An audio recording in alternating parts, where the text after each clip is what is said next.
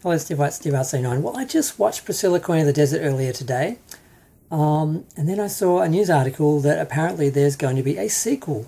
It's been 30 years since the original was made in 1994, and they're talking about doing a sequel where all the original cast is going to come back, which is going to be very interesting because they're all like 60.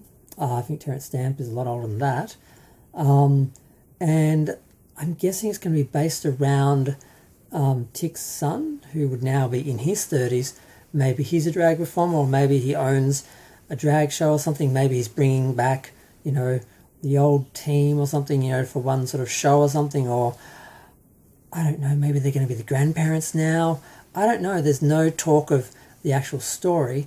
And as far as I can tell, they're still looking for funding. So it might just be one of those J.J. Abrams-esque, put it out there and hope you can get some attention for it and actually, make it look popular and interesting and create a following, and then maybe get someone to actually fund actually making it.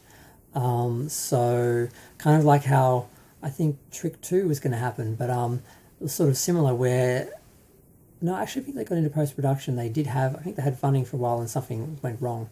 But this apparently doesn't even have the funding yet. So I don't know if it's happening or they want it to happen or it's just an idea or they're just doing some sort of, marketing thing where they're trying to make it happen.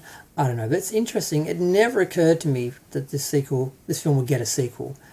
A lot of films they're just standalone films. They don't really require sequels. It's kind of nice to see what happens with the characters and visit them again in some situation, even if it's a totally different film that dictates a different situation. Sometimes it does just work. It's just interesting, even if it's just a companion piece to the original. It doesn't have to be the original, be better than the original or anything like that. Sometimes it can be. Some films work well as a franchise and can have things like that. Others, they're very much standalone films, but you can make a standalone film in the same universe with the same characters and, have something of merit to it. But no idea what's happening. I just thought it was really curious. I just had to mention it. But I'm going to go. Feel free to share, like, comment, subscribe. Let me know what you think of Priscilla too.